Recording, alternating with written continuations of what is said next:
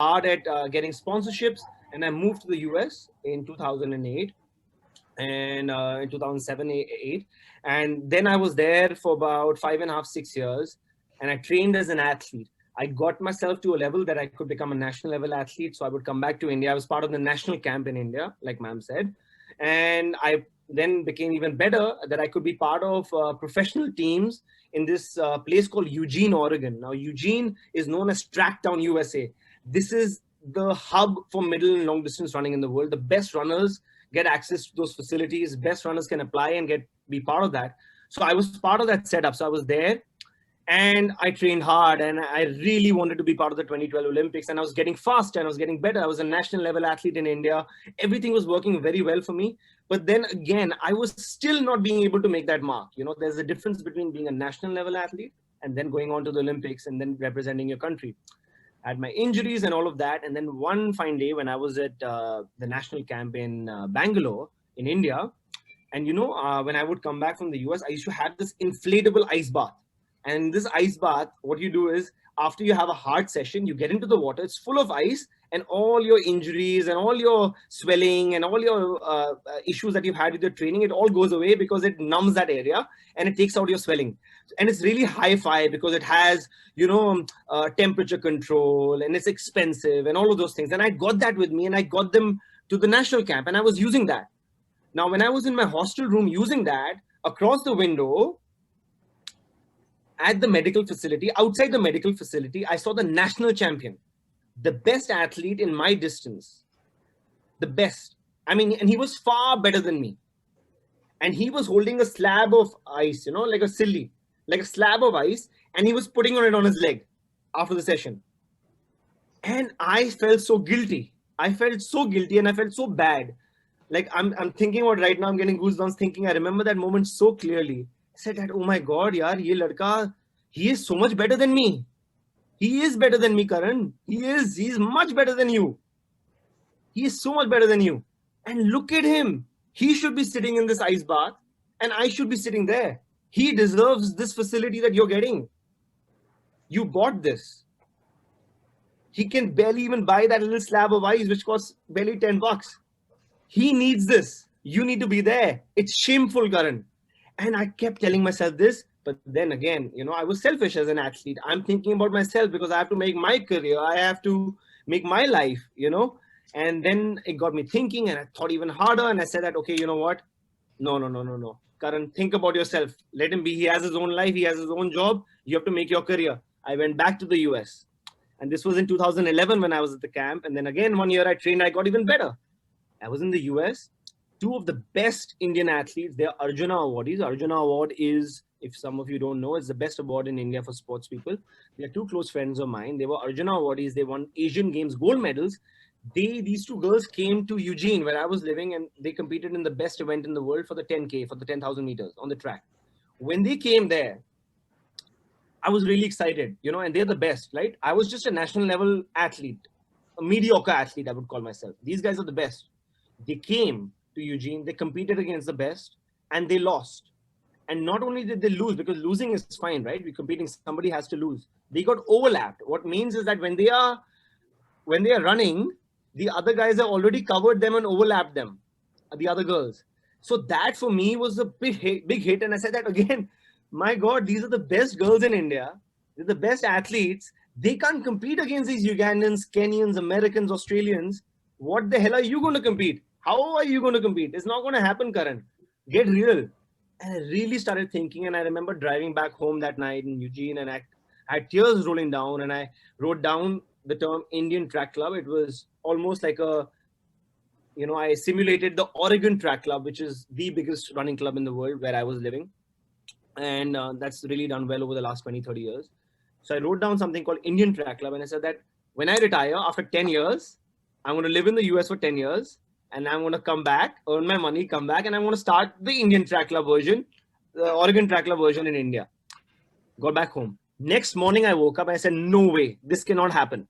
Karan, you're not wasting another day out here. Start planning, start packing up, start figuring out, go back to India.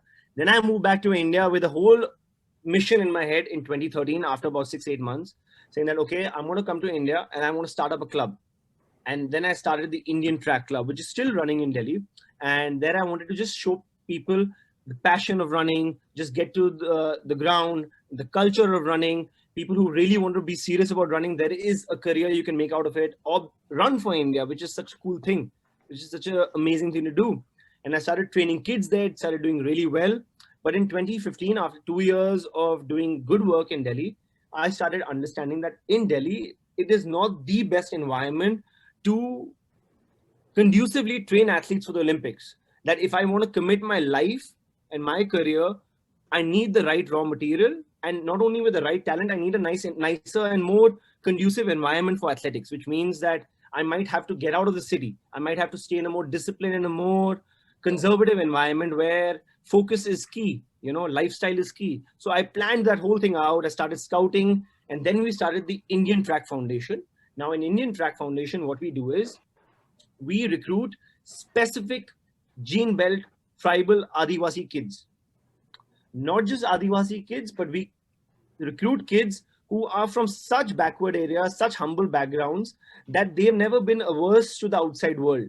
So what happens that gives us an ability to train them mentally in our philosophy with a long-term approach. Because in India, what happens is that athletes are in a very big hurry. They either want to achieve good things at a junior level, and then when they get a job or when they do something good, then their Olympic dream goes away, and that can't happen. So we think about so many things.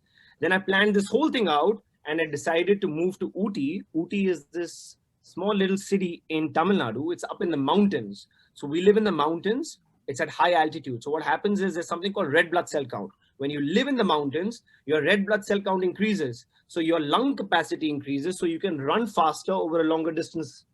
So that really helps. So we decided to select our select group of kids. Now we've got 10 of them. We spoke to their families, we spoke to them, and we told them that we want them for long term. We want them to commit their entire life for this. We want you to be with us long term. We took care of their education. We raised funds for it. We really worked hard at creating a program, strong program for them, where we're going to educate them, where we're going to give them clothing, where we're going to give them food, and we're going to train them for the Olympics. And the key for all of this was for all of us to live together. So I have a wife and I've got 2 daughters as well. So the whole idea was to live together under one roof like a family. It wasn't like, okay, we are going to have a hostel facility and these kids are going to live in a hostel. I wanted to oversee that training. I wanted to oversee how they think. I wanted to not only be a coach, I wanted to be the mentor, and I wanted to understand everything on and off the track, control that. And that way, I believe that we've been able to do something in a very beautiful manner that can allow us to be sustainable and achieve success at the Olympics. So this is what I do. Wonderful. Thank you. Now we're going to have our children an interactive session with our children. So can we start with Kian, please? No, Chehek, yeah. Thank you. Unmute yourself. Namaste, sir. My name is Chehek Chen and I'm from class 5F. My question is that were you just interested in athletics or someone inspired you? If someone inspired you, who was it? Yeah, so I was, Chehek, it's a great question. Inspiration is key because you want to take inspiration from people. And for me, it was this athlete called Steve Prefontaine.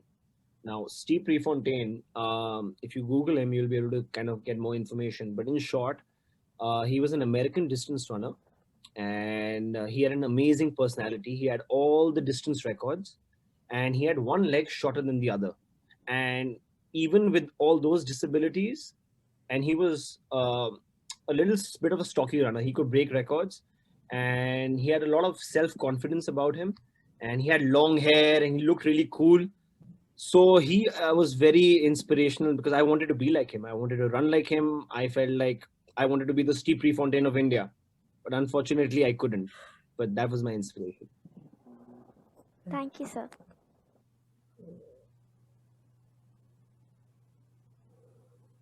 Namaste, sir. My name is Kian Sabharwal and I am from class 3F. I'm really inspired by your story. I want to be a cricketer just like you.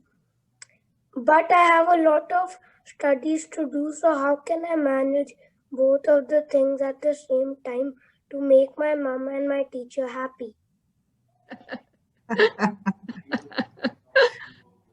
Yeah, that's a very cute question. But no, great that you want to become a cricketer and you like to follow cricket.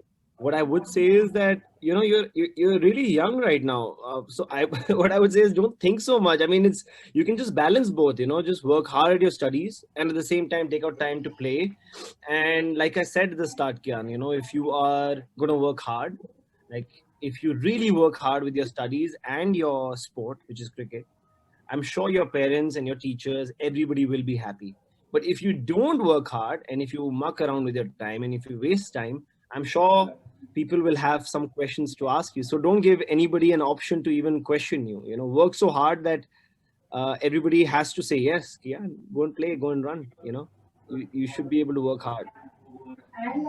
Karan, can I add one point to what you have said? Sorry, this was not in the script, but I can't resist this.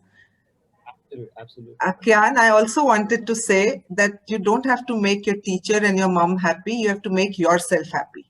Okay? So what you want to do it for yourself. Others around you may be happy, may not be happy, but that doesn't matter if you're working hard. Okay? So if you really believe in it, go for it and work hard. As Karan had said, the amount of time that he was putting into everything, put that time and you see, don't worry about making others happy. Okay? I think, Sapna ma'am, that's a great one. I was giving a filtered answer because Amrita ma'am had warned me. That's what I said. It is not a part of the script, but I couldn't resist this one. So sorry. Amazing. You guys are really lucky to have teachers and people who think like this because it's amazing, Sapna ma'am, what you said. It's so true, and that's the correct answer actually to that, Kian. You follow your dream, you follow your passion, you work hard, and whether it's Sapna ma'am or your mother or anybody, they'll have to fall in line with it. But you work hard. That's what you got to do. So great answer, ma'am. Thank you.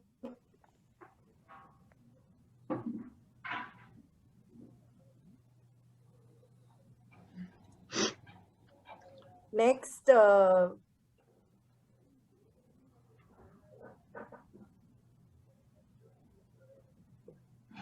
Rangana ma'am, next child, please.